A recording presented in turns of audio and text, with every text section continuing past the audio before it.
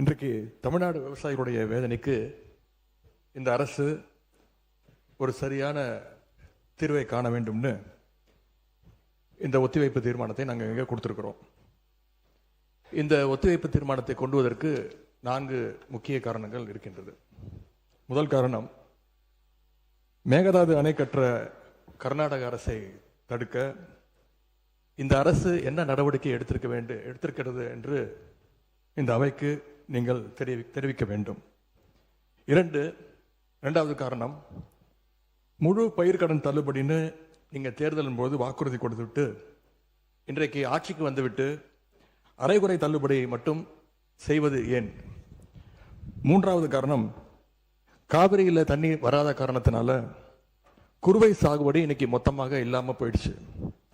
இதற்கு தகுந்த நிவாரண தொகையை எப்பொழுது இந்த அரசு விவசாயிகளுக்கு கொடுக்க போகின்றது? நான்காவது காரணம், டெல்டா மாவட்டங்களை வறட்சி பாதிக்கப்பட்ட மாவட்டங்களாக அறிவித்து அங்கே இருக்கக்கூடிய விவசாயிகளுக்கு உரிய நிவாரணத்தை இந்த அரசு கொடுக்க வேண்டும். முதல்ல மேகதாது பிரச்சனையில் இருந்து என்னுடைய உரையை நான் துவங்குகின்றேன். தாவேக அரசு அமைஞ்சதிலிருந்து மேகதாது அணை கட்டுறதில் இதுவரை காட்டாத ஒரு வேகத்தையும் தீவிரத்தையும் இன்றைக்கு கர்நாடக அரசு காட்டி வருகின்றது. மேகதாது விஷயத்தில் ஒரு முறை மட்டும் பிரதமர்கிட்ட நம்முடைய முதலமைச்சர் அவர்கள் கோரிக்கை வச்சார். அடுத்து மேகதாது பிரச்சனையில இருந்து இந்த பேரவையில் ஜூன் 19ஆம் தேதி அன்னைக்கு இந்த அரசு ஒரு தீர்மானத்தையும் கொண்டு வந்தது. ஆனால் அந்த தீர்மானம் மட்டும் நிறைவேற்றினா போதாது, அனைத்து கட்சி தலைவர்களோடு சேர்ந்து டெல்லிக்கு செல்ல வேண்டும் என்று எங்களுடைய கழக தலைவர்கள் சொன்ன ஆலோசனையும் நான் இந்த அவையிலே பதிய வைத்திருக்கின்றேன். அப்பொழுதுதான் நாம் அனைவரும் இந்த விஷயத்தில் ஒற்றுமையாக இருக்கிறோம் என்பதையும் நாம் அவர்களுக்கு சொல்ல முடியும். இந்த இடைப்பட்ட காலத்தில் நாங்கள் சொன்னதையும் இந்த அரசு செய்யவில்லை. அனைத்து கட்சி கூட்டத்தை கூட்டணும்னு தொடர்ந்து வலியுறுத்தி கேட்டுக்கொண்டு வருகின்றோம். திராவிட முன்னேற்ற கழகம் மட்டுமல்ல, தமிழ்நாட்டில் இருக்கக்கூடிய அனைத்து கட்சியும் இந்த அனைத்து கட்சி கூட்டத்தை கூட்ட வேண்டும் என்று தொடர்ந்து வலியுறுத்தி வருகின்றார்கள். ஏன் கேட்டுக்கிறோம்னா, கர்நாடக முதலமைச்சரும் அந்த அரசும் மேகதாது விஷயத்தில் மிகவும் தீவிரமாக செயல்பட்டு வருகின்றார்கள்.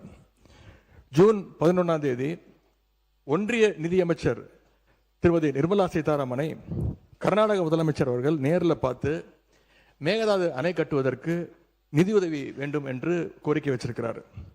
ஜூன் 12ஆம் தேதி ஒன்றிய ஜல்சக்தி துறை அமைச்சர் திரு CR பட்டீல் அவர்களை நேரில் பார்த்து மேகதாது திட்டத்திற்கு நீங்கள் ஒப்புதல் அளிக்க வேண்டும் என்று கோரிக்கை வச்சிருக்கிறார். ஜூலை 27ஆம் தேதி அன்றைக்கு நாடாளுமன்றத்தில் ஒன்றிய ஜல்சக்தி துறை அமைச்சர் இணையமைச்சர் மேகதாதுல அணை கட்ட தமிழ்நாடு, புதுச்சேரி மாதிரியான கீழ்ப்படுகை மாநிலங்கள், அதாவது லோவர் ரிப்பேரியன் ஸ்டேட்ஸ், அதனுடைய அனுமதி தேவையில்லை என்று கூறியிருக்கிறார். அதே நாள் ஜூலை 27ஆம் தேதி டெல்லியில் கர்நாடகத்தைச் சேர்ந்த அனைத்து கட்சி எம்பிக்கள் கூட்டத்தை கர்நாடக முதலமைச்சர் அவர்கள் நடத்தியிருக்கிறார். கர்நாடக அமைச்சர் திரு ராமலிங்க ரெட்டி, கர்நாடக அரசுடைய டெல்லி பிரதிநிதி, கர்நாடக அரசுடைய தலைமை வழக்கறிஞர், மூத்த அதிகாரிகள் எல்லாரும் சேர்ந்து மேகதாது சம்பந்தமாக அந்த மாநில முதலமைச்சர் ஆய்வு கூட்டத்தையும் நடத்தியிருக்கிறார். எல்லாத்துக்கும் மேல ஆகஸ்ட் 2ஆம் தேதி பெங்களூர்ல அனைத்து கட்சி கூட்டத்தை கூட்டுறோம்னு கர்நாடக முதலமைச்சர் அனைத்து கட்சிக்கும் அழைப்பும் விடுத்திருக்கிறார். திரு சீதாராமையா, திரு பசவராஜ் பொம்மையா, திரு எடியூரப்பா, திரு குமாரசாமி, திரு வீரப்ப மொய்லி என 5 முன்னாள் முதலமைச்சர்கள் உட்பட அந்த முக்கியமான கூட்டத்தில் முக்கியமான தலைவர்கள் அனைவரும் அந்த கூட்டத்தில் கலந்து கொண்டிருக்கிறாங்க. கர்நாடக முதலமைச்சர் அந்த கூட்டத்தில் ஊடகங்களை சந்தித்து பேட்டியும் தெளிவாக கொடுத்திருக்கிறார். இப்படி அவங்க ஸ்டெப் பை ஸ்டெப்பாக ஒரு மாசத்துல பல நடவடிக்கைகளை தொடர்ந்து எடுத்துக்கிட்டு வராங்க. மாநில நலன் அப்படின்னு வந்தா அவங்க எப்படி அரசியல் வேறுபாடுகள் எல்லாம் பார்க்காம கடந்து மறந்து ஓரணியில் நிற்கிறாங்களோ, அதே போல நாமளும் நம்முடைய ஒற்றுமையை கர்நாடக அரசுக்கும் ஒன்றிய அரசும் காட்ட வேண்டும் அப்படின்னு தான் நாங்கள் அனைத்து கட்சி கூட்டத்தை தொடர்ந்து கூட்ட வேண்டும் என்று எங்களுடைய கோரிக்கையை வச்சிருக்கிறோம். விவசாயிகள் மேல அக்கறை உள்ள ஒரு அரசு இதையெல்லாம் கேட்காமல தானாகவே செய்ய வேண்டும். மாண்புமிகு சட்டமன்ற எதிர்க்கட்சி தலைவர் சிறப்பு கவன ஈர்ப்பு தீர்மானத்தில் தாங்கள் குறிப்பிட்டுள்ள அந்த செய்திகளை பற்றி மட்டும் நீங்கள் இங்கே பேச வேண்டும். விரிவாக விளக்கமாக பேசுவதற்கு மானிய கோரிக்கைகள்லாம் வருகிற போது நீங்கள் பேசிக்கொள்ளலாம். இப்போது உங்களுடைய கடிதத்தில் குறிப்பிட்டுள்ள எந்த விதியின் கீழ் நீங்கள் கொடுத்தீர்களோ அதை நான் மாற்றி சிறப்பு கவன ஈர்ப்பு தீர்மானமாக எடுத்துக்கொண்டிருக்கிறேன். சுருக்கமாக நீங்கள் கடிதத்தில் சொல்லியுள்ள அந்த பிரச்சனையை மட்டும் நீங்கள் பேசும்படி கேட்டுக்கொள்கிறேன். ஏன் அனைத்து கட்சி கூட்டத்தை கூட்ட மறுக்கிறீர்கள் என்பதுதான் சிம்பிளாக நான் கேட்கக்கூடிய கேள்வி.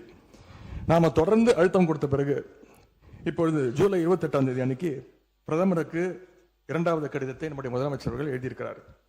எங்களுடைய தலைவர் முதலமைச்சராக இருந்தப்போ தமிழ்நாட்டுடைய பிரச்சனைகளுக்காக கடிதங்கள் எழுதினதை விமர்சித்து இப்போ இங்கே இருக்கக்கூடிய முதலமைச்சர் அவர்கள் என்னென்ன பேசியிருக்கிறார் என்பதை இங்கே கொஞ்சம் ரீவைண்ட் செய்து நீங்கள் பார்க்க வேண்டும். முதலமைச்சர் பேச்சை தான் இங்கே நான் அவை குறிப்பில் குறிப்பிட விரும்புகிறேன். அதை நீக்க மாட்டீங்க அப்படின்னு நான் நம்புகிறேன். ஸ்டாலின் அவர்கள் அப்பப்போ எந்திரிச்சு கடிதம் எழுதிட்டு தூங்க போயிடுவார், அவ்வளவுதான், அது அப்படியே கிடக்கும். மானே தேனே பொன்மானே இப்படி கடிதம் எழுதுறது எல்லாம் இனிமே வேலைக்கு ஆகாது. நான் திரும்ப ஏற்கனவே சொல்லிட்டேன். அப்புறம் நீங்கள் பேசியதை மாண்புமிகு பேரவைத் தலைவர் அவர்களே, காவிரி விவகாரத்தில் எதிர்கட்சி சில விவரங்களை கேட்டிருக்கிறாங்க. காவிரி நமக்கு உயிர் ஆதாரம், நம்மளோட உணர்வு ரீதியான ஒன்று.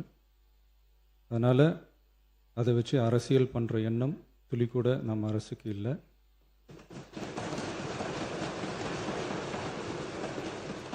அதுக்கான அவசியமும் இல்லை.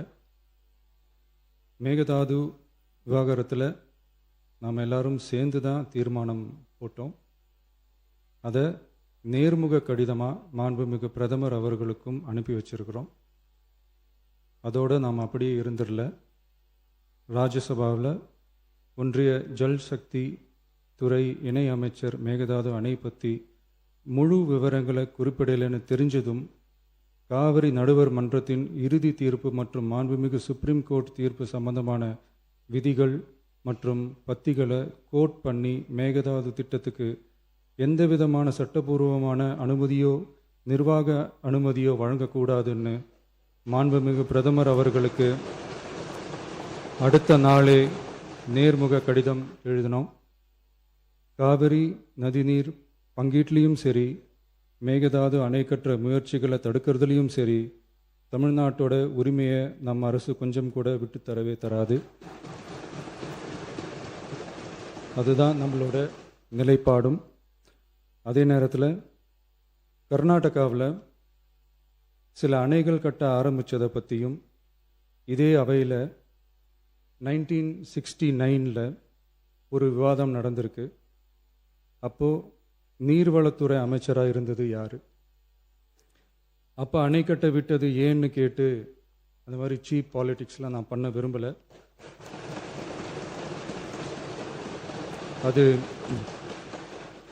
அது நம்ம நோக்கமும் இல்லை.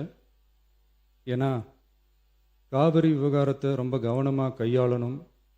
எந்த கட்சி ஆளுகிறது, எந்த கட்சிக்கு பெருமை, யாருக்கு பெருமைன்னெலாம் பார்க்கக்கூடாது. இது தமிழக மக்களுடைய பிரச்சனை அப்படின்னு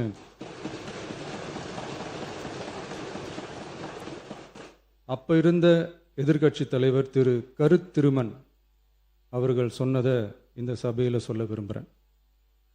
காவிரி பிரச்சனையில் சம்பந்தப்பட்ட 2 மாநிலங்களும் ஒன்றிய அரசும் உட்கார்ந்து முடிவெடுக்கணும்னு 1969 இந்த சபையில் பேசியிருக்கிறாங்க. அதுக்கப்புறம் நிலைமை வேறு மாதிரியெல்லாம் போயிடுச்சுன்னும் நம்ம எல்லாருக்குமே தெரிஞ்சது தான். சட்டப்படி இந்த பிரச்சனையை அணுகிறதுல நாம் உறுதியாக இருக்கிறோம், அதில் மாற்றமே இல்லை. இருந்தாலும் ஒரு அட்டெம்ப்ட் எடுத்து பார்க்கலாம்னு தோணுனது தான் அந்த பெங்களூர் விசிட். அப்படி ஒரு விசிட் பற்றி ஃபஸ்ட்டு யோசித்து கேட்டதும் நான் தான். நாம் பெங்களூர் போக நினச்சதை பற்றி பல ஒப்பீனியன்ஸ் வந்துச்சு. நாம் போக நினச்சதுக்கு காரணம், ஒருவேளை இந்த பிரச்சனை தீர்க்கறதுக்கான ஒரு பாசிட்டிவ் சைன் கிடைச்சா நல்லா இருக்குமேன்னு ஒரு எண்ணத்தில் தான். இன்றைய காலத்தில் பகை நாடுகளை பேசி தீர்க்க பார்க்குறாங்க. பக்கத்து மாநிலத்தோட பேசி பார்த்தா என்னன்னு நினச்சேன்.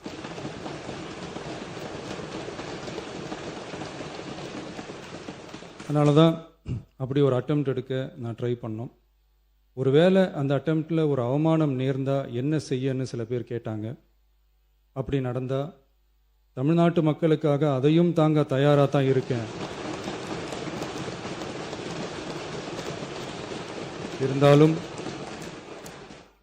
இருந்தாலும் நம்ம மேலே அன்பு காட்டின அத்தனை பேருக்கும் என்னோட நன்றிகள்.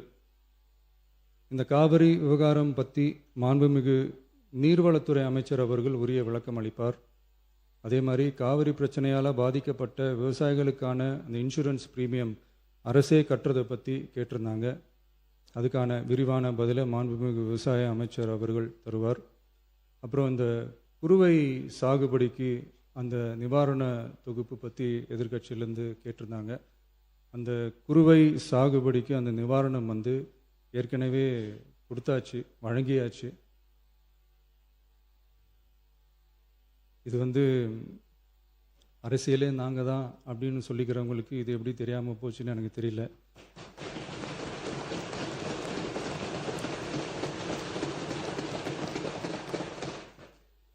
முன்ன பின்ன பேப்பர் படிச்சிருந்தா நாட்டில் என்ன நடக்குதுன்னு தெரிஞ்சிருக்கும்.